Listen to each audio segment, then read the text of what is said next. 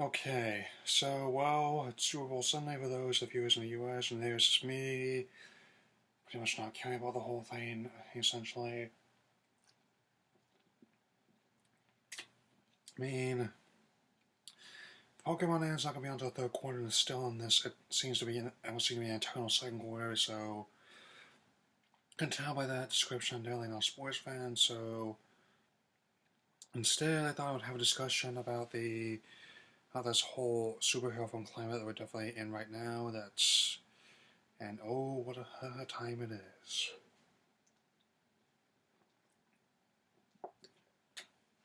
Because there are lots of other movies these hands on here, but definitely this year stands out in the ever-growing superhero genre sense, given how even in ones based on ones outside the usual parameters of household names would be still big money now, because of how they definitely had ups and downs. To be sure, that sense, of course, there's it's not just big ones like say Batman and Superman, and also Spider-Man, X-Men, or thanks to Marvel, even some of the lesser known getting audiences and with the cinematic universe. I mean, Civil War definitely looks incredible, as does Dawn of Justice, but it's also going to be Doctor Strange movie later this year in November. It's going to be Deadpool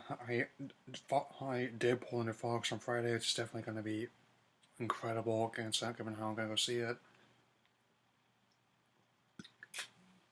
Ah.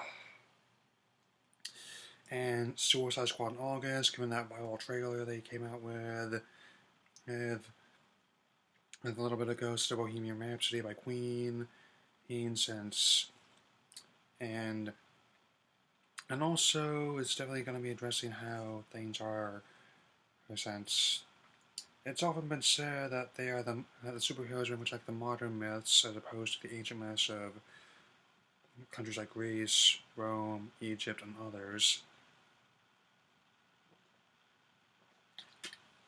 That they managed to provide states from escapist fantasy, and folks look up to, in times of strife, if be it political, economic, mech, military, or some combination of the above since. And we are very much living in that time right now, and now we're also going to be addressing this proposed bubble that they're supposedly in. I'm not entirely sure about that, since no 2 years of movies are alike, I've noticed since. I mean, 2014 definitely it was different from 2013 in terms of those kinds of movies. I mean, in 2013, Iron Man 3 made $1 billion worldwide, made $400 million domestic. Like, I mean, and also Man of Steel made quite a bit of money, setting at the time a June record, despite it dividing critics and fans and how they could destroy. I personally thought unique. The Wolverine was still a goodwill for a single Wolverine movies. These were the third and final one coming out soon. And even 2014 didn't have many big money makers. Are still ones actually had very healthy grosses, and also as you do the things that we all mean. Of course, the Amazing Spider-Man 2 notwithstanding, since Captain America, Winter Soldier was not only a great improvement over First Avenger, which is already good from its own. I'm planning on viewing it soon. And also, not only a great follow-up from his one, The Avengers, but also managed to deliver the political thriller that Feige promised.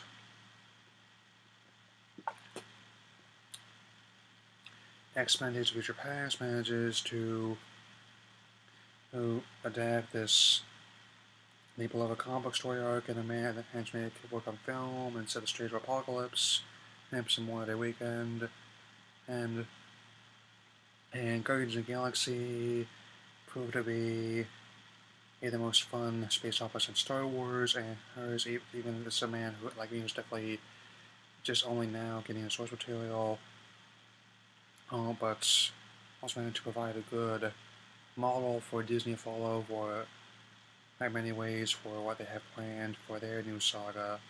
I mean, not just the episodes 8 and 9, but also the spin-off films they're working on. They have ones planned to 2020 at least. He's like, yeah, that's important right now. I mean, and also the following week, the Ninja Turtles 60 rebooted since even if critics didn't like it, let's face it, I mean, even the ones I was watching in the 90s, they've been long since proven critic-proof since, and never worth its weight in pizza dough, I would say, and given how Out of the Shadows look like a lot of fun, that's given how they're going to be introducing the Rock and Rocksteady Eddie after the Oddity of October Mazar and one and Secret of the Ooze. Ooze and Baxter Stockman. Just don't know what his name was Dawson out there.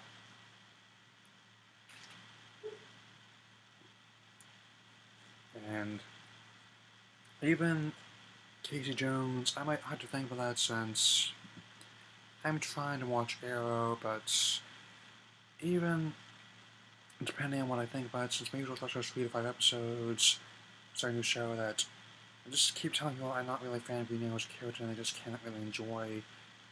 I hate the show more than that.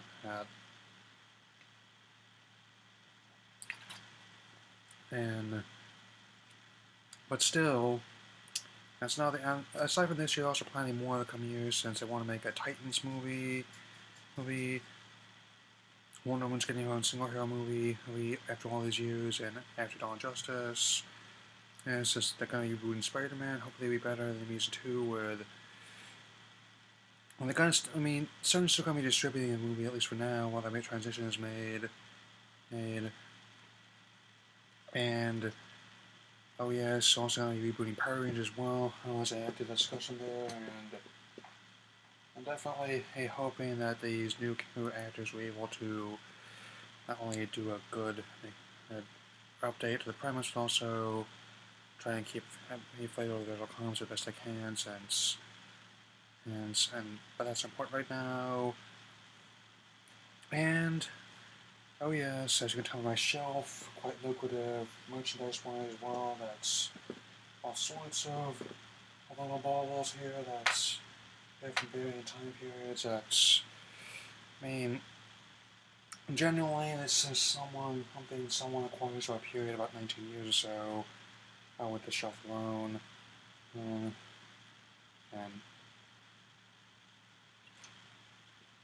and also, if I may just make a closing statement, I'm not even a big comic reader generally, since if there's a story that I'm into, I'll pick it up, but I definitely don't collect every single issue, however minute. But I like to see a good story, and a good movie every now and then, in the main sense. And I definitely like it whenever they can do something unique with their story, characterization, production design. Heck, there's a comic book guy's favorite movie is The Dark Knight. Hate after all, since I'm going to be watching that again very soon. So, and I think I've seen that quite a few times. So, and I'm not terribly worried about the whole thing, since even if we have a new model in place, I think now they're actually getting a lot of actors and directors on board that actually be more willing to make movies they enjoy seeing as much as their fans would. Above all, I don't think we are capable as humanity of making movies as bad as Batman and Robin, Superman 4 again, and won't ever trust me, I'll get to those my Batman, Superman marathons.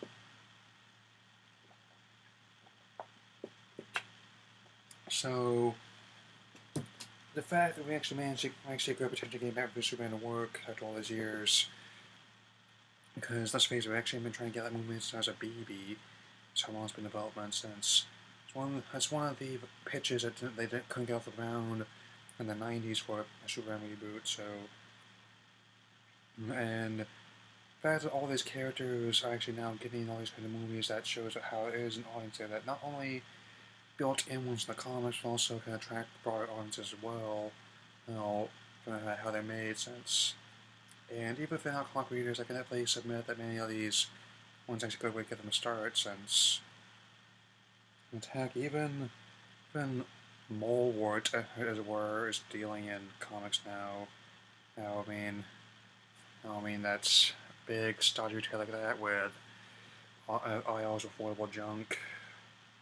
But anyway, so that's my take on the whole thing. Let me know what you think about this whole industry, and I shall see you later, because Deadpool's this weekend. Yeah. See you. Bang.